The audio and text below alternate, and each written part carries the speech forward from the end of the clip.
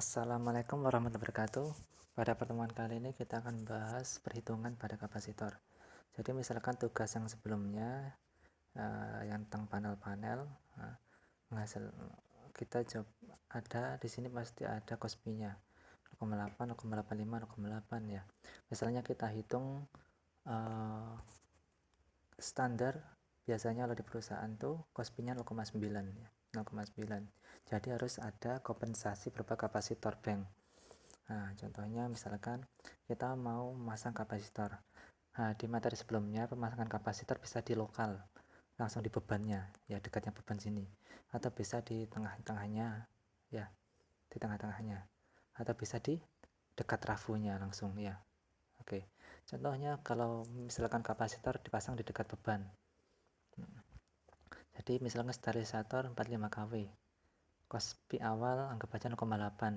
Di atas gak ada datanya, targetnya 0,9. Maka P adalah 45 kW. Q awal adalah cos pi itu kan ini pi. Cos pi berarti 45 kW ini ya. Cos pi. Jadi cos pi harus dicari pi-nya dulu.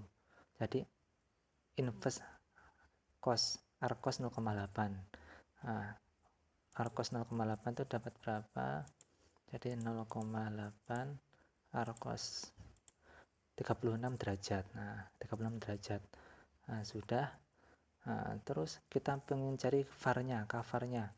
Berarti depan sama samping, depan sama samping itu tan ya. Kali tan. Jadi ditankan. Nah, dikali P-nya, P-nya 45 kali 45. Ketemu 33,75 cover. Oke. Nah, demikian terus. Oke, lanjut. Terus untuk Q akhir, P sama dengan tan kali arcos 0,9, ketemu 21,79. Jadi kapasitor yang dibutuhkan adalah 11,96 kvar. Begitu. Itu untuk mengkompensasi di sterilisasi 3 fase 45 kW. Kalau sterilisasi 3 fase 22 kW, perhitungannya sama, ketemu 5,85 kvar. Itu bila langsung di lokal atau di bebannya. Bagaimana kalau langsung di medium, di tengah-tengahnya, misalkan di BHP 1 di sini ya, di kabel ini BHP 1. Jadi langsung bisa mengkompensasi pompa, kompresor dan AC sama mengkompensasi sterilisator. Jadi ditaruh di daerah kabel sini atau di cabang di sini ya, di BHP 1 pokoknya. Jadi BHP 1 adalah misalkan dari perhitungan sebelumnya BHP 1 ketemu BHP 1 mana? Nah, BHP 1 ketemu 100, dayanya adalah 1809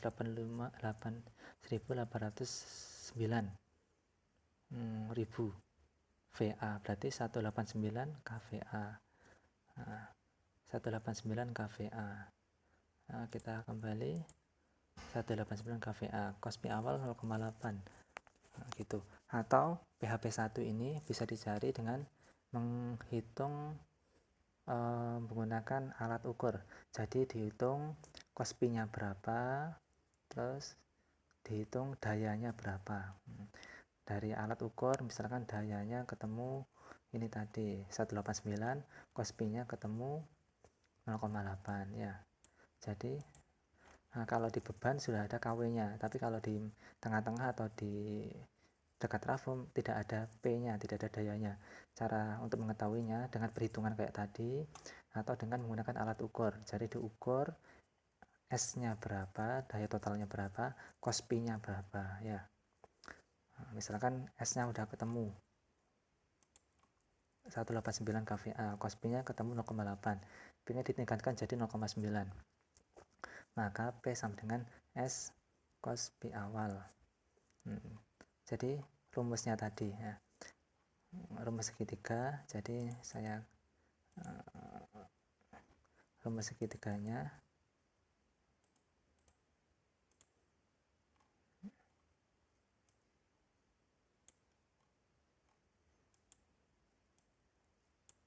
nah, jadi rumus tiganya theta ini 0,8, harus cari sudutnya dulu. Jadi S itu adalah 189, S itu berarti ini P, ini Q, ini S yang miring.